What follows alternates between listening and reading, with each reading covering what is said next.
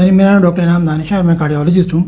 कई दिन से तबीयत नासाज होने की वजह से बहुत सारे लोग मैसेज कर रहे हैं, मगर वो तबीयत से ज़्यादा ये पूछ रहे हैं कि व्हाट्सएप पे जो मैसेज चल रहा है कि जिन्हें वैक्सीनेशन कराई है कोविड की, वो 2 साल से ज़्यादा ज़िंदा नहीं रहेंगे।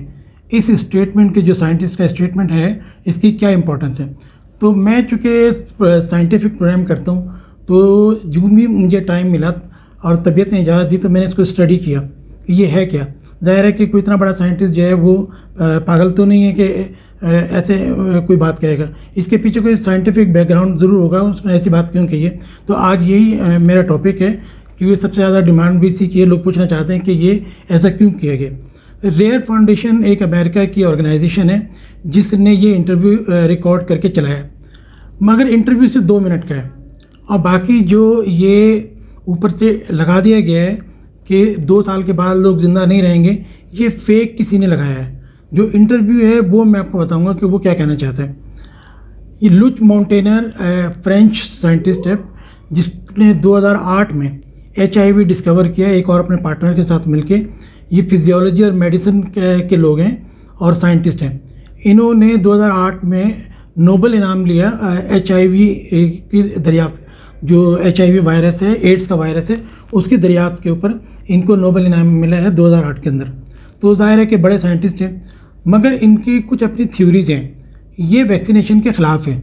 ये कहते हैं कि वायरस के लिए क़ुव्वत मुदाफ़ियत होनी चाहिए, आपको वैक्सीनेशन की ज़रूरत नहीं है। तो एज अ होल ये शुरू से ही वैक्सीनेशन के ख़िलाफ़ हैं। यही वजह है कि बाकी जो कोलीग्स हैं इनके, साइंटिस्ट हैं फ्रांस के, वो इनके बहुत जल्दी अगेंस्ट हो गए। उन्होंने कहा कि जी ये हमें नोबेल प्राइज़ तो ले लिया है और अब ये सब नोबेल प्राइज़ वालों को बदनाम कर रहे हैं ऐसी ऐसी अपनी थ्योरी पेश करके, जबकि हम पूरी दुनिया वैक्सीनेशन पे बिलीव करती है। दूसरी बीमारियां हैं उनकी वैक्सीन तलाश कर रही हैं और वैक्सीनेशन से काफ़ी हद तक दुनिया को बीमारियों से बचाया गया है। तो वो एक टसल से स्टार्ट हो गई साइंटिस्ट के दरमियान और इनके दरमियान। इन्होंने फिर कुछ और मुख्तलिफ बातें भी की। इनकी एज अ होल देखा जाए तो ये वैक्सीनेशन के ख़िलाफ़ है और ये कहते हैं कि क़ुव्वत मुदाफ़ियत जिसम में बढ़ाई जाए वही काफ़ी है, वैक्सीनेशन करने की ज़रूरत नहीं है। इन्होंने जो है 2 या 3 जो थ्योरी पेश की हैं वो मैं आपको बताता हूँ। 2020 में इन्होंने कहा कि जो ये कोविड वायरस है ये लेबॉर्ट्री में तैयार किए गए। अब चूँकि बड़ा शोशा था पूरी दुनिया के अंदर, इनकी बड़ी सुनी गई, मगर ये साबित नहीं कर सके इस चीज़ को। तो लेकिन वो शोशे की तरह के मशहूर हो गए कि उन्होंने कहा कि ये चाइना के अंदर जो ये बन रहा था कोविड वायरस, तो ये खुद बनाने की कोशिश कर रहे थे और फिर वो फैल गया। तो ये थ्योरी फिर शुरू में तो बड़ी पॉपुलर हुई, मगर इसको कोई इसको प्रूव नहीं कर सका और ये ख़त्म हो गया। WHO ने कहा नहीं ये रॉन्ग है, ये गलत इनकी थ्योरी है।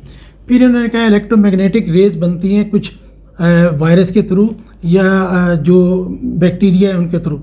तो यानी कि जो बाद में मशहूर हुई है कि भाई माइक्रोसॉफ्ट चिप लगा रही है, ये कर रही है, वो कर रही है, ये सारी इनकी वो खाम ख्यालियाँ हैं जो ख्यालात थे इन्होंने पेश किए, मगर ये प्रूफ नहीं कर सके।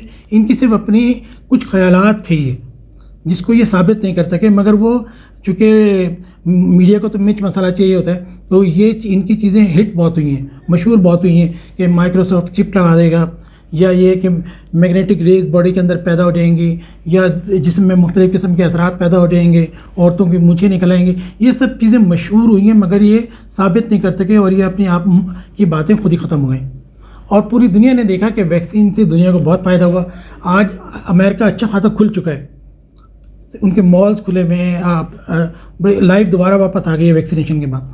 तो इनकी जो एंटी वैक्सीनेशन थ्योरी है वो तकरीबन नाकाम साबित हो गए। लेकिन ये कहना क्या चाहते हैं वो मैं आपको बताता हूँ। इनकी एक थ्योरी ये है कि एंटीबॉडी डिपेंडेंट इन्हेंसमेंट, ADE कहते हैं इसको, कि जब हम एंटीबॉडीज़ पैदा कर देते हैं बॉडी के अंदर, तो वो एंटीबॉडीज़ कुछ वायरसेस के ख़िलाफ़ काम करती हैं, लेकिन कभी कभार ऐसा भी होता है कि वो वायरस को फैसिलिटेट करती हैं, यानी कि वायरस को ताबुन फराहम करती हैं कि जब वायरस बॉडी के अंदर एंटर होता है तो उसको और सहूलत दे देती हैं बॉडी में अटैक करने की, मल्टीप्लाई होने की, फैलने की, बीमारी पैदा करने की।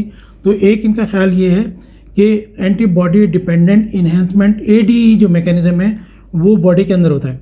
लेकिन बाकी लोगों ने ये साबित किया है कि बाहर रह के किसी जरासीम के अंदर ये सब चीज़ें तो हो सकती हैं, मगर इंसानों के अंदर ये चीज़ पैदा नहीं हुई।